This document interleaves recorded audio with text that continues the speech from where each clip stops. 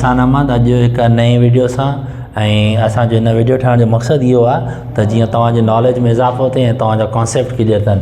अॼु जी जेका टॉपिक आहे असांजी उहो काइंड्स ऑफ प्रोनाउन में आहे रिफ्लेक्सिव प्रोनाउन पढ़ंदासीं।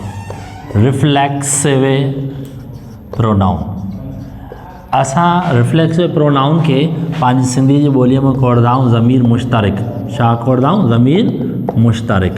अचो त हिन जी डेफिनेशन जे तरफ़ हलूं। रिफ्लेक्सिव प्रोनाउन शोज एबिलिटी, यानी ज़मीर मुश्तरिक काबिलियत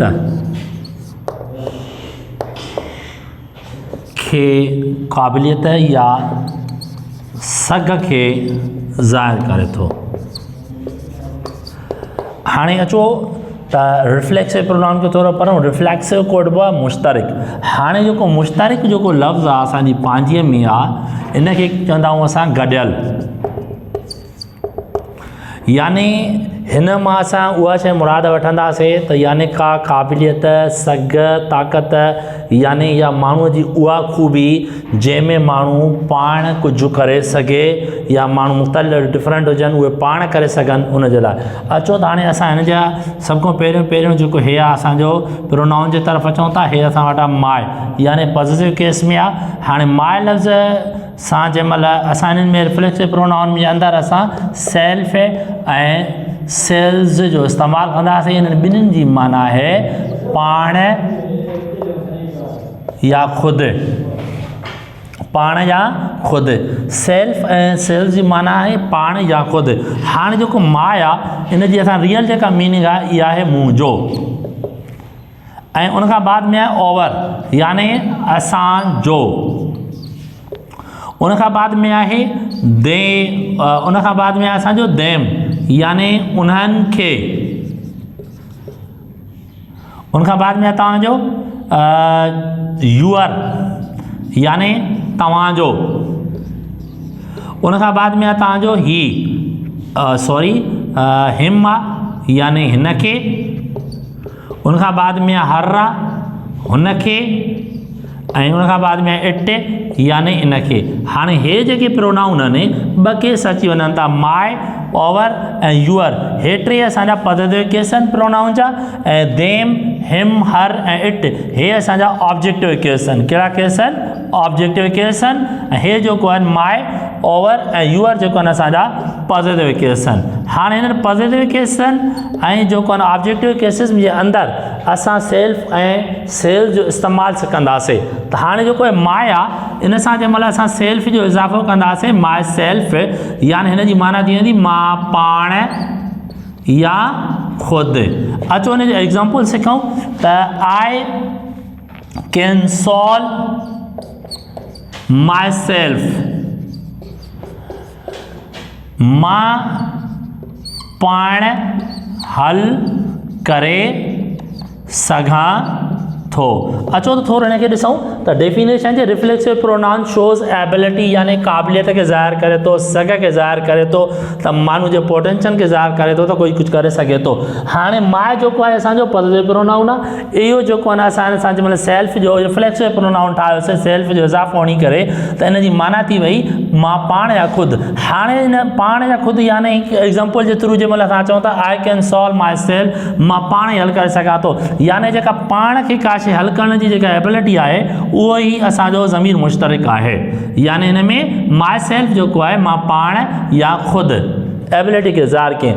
माए खां बाद में आहे अवर। हाणे अवर सां असां छा मिलंदासीं? सेल्स, छो त अवर पे लीडर आहे। अवर सेल्स असीं पाण या ख़ुदि। We can manage program our sales. असीं जेको आहिनि पाण ई प्रोग्राम खे असीं पाण ई प्रोग्राम जो इंतज़ाम करे सघूं था। ओवरसेल ज़ाहिर कयो यानी एबिलिटी, कहिड़ी एबिलिटी ज़ाहिर कयईं त असां पाण ई करे सघूं था, यानी माना गॾियल असांजी ताक़त एबिलिटी खे ज़ाहिर कयईं। उन खां बाद में यूअर सां असां सेल्फ मिलाईंदासीं, यूअर सेल्फ यानी तव्हां पाण या ख़ुदि। असां कंहिंखे चवंदा आहियूं U can do it, U can do your self यानी तव्हां पाण ई ख़ुदि, तव्हां पाण या ख़ुदि इहो करे सघो था, यानी हीअ असांजी सेल्फ यानी एबिलिटी खे ज़ाहिर कयो। उनखां बाद में आहे हिम, हिम जेको आहे सेल्फ कंदो, सिंगुलर आहे हिम सेल्फ यानी ही पाण या ख़ुदि। हाणे चए थो he can move himself, himself. हाणे मिसाल जे तौर ते हिकिड़ो असां वटि मरीज़ हूंदो आहे, उहो उनखे डॉक्टर चवंदो बाबा तूं हल पाण ई हली सघें थो, कोशिशि कर तूं पाण ई हली सघें थो। हिन जॻह ते जेकॾहिं असां चऊं ही कैन मूव हिमसेल्फ, ही पाण ई हली सघे थो, पाण ई चुरी सघे थो, पाण ई घुमी सघे थो। उनखां बाद में आहे हर, हर असां हल सां सेल्फ मिलाईंदासीं, हर सेल्फ यानी हूअ पाण या ख़ुदि। हाणे असां चऊं था she will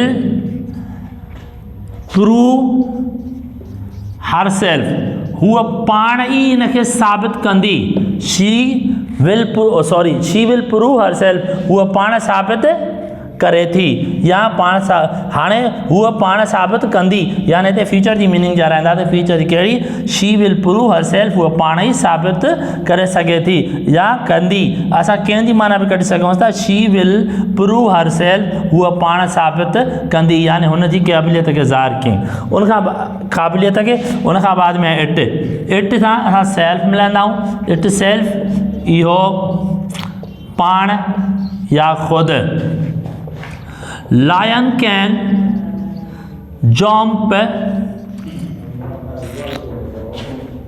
lion can jump very high itself यानी शींहुं जेको आहे पंहिंजो पाण ई वॾो बुल खाई सघे थो। हाणे असां रिफ्लेक्सिव प्रोनाउन जे अंदरि असां कहिड़ी शइ सम्झीसीं त रिफ्लेक्सिव प्रोनाउन ज़मीर मुश्तरका यानी गंढियल हूंदो आहे ऐं असांखे ज़ाहिर कंदो आहे क़ाबिलियत खे। हाणे जेको असांजो रिफ्लेक्सिव प्रोनाउन जेको ठाहींदासीं, माय ऐं अवर ऐं यूअर जेके पॉज़िटिव प्रोनाउन आहिनि, ऐं उनखां बाद में देम, हिम, हर, इट जेको आहिनि असांजा ऑब्जेक्टिव प्रोनाउन। जंहिं महिल असां हिननि पॉज़िटिव प्रोनाउन में जेको आहे मां जी माना मुंहिंजो आहे या मुंहिंजा, जंहिं महिल इनखे असां मीनिंग खे चेंज कंदासीं, असां हुनखे खणी था अचूं उन में ऑब्जेक्टिव केस में, ऑब्जेक्टिव केस खे उन जेको आहे असांजो पॉज़िटिव प्रोनाउन आहे यानी मुंहिंजो, ऐं जंहिं महिल असां हिनखे रिफ्लेक्सिव प्रोनाउन में एडिंग कयूं था त सेल्फ जो इज़ाफ़ो माई सेल्फ यानी मां पाण या ख़ुदि जी माना कढंदो। I can solve my self, मां पाण ई हल करे सघां थो, यानी हिन में जॻह ते असांजी जेका एबिलिटी ज़ाहिर थी उहा पाण खे करण वारी ज़ाहिर थी, यानी मुश्तरका जी जेका आहे माना इहा आहे पाण या ख़ुदि माण्हू कोई कमु करे सघे।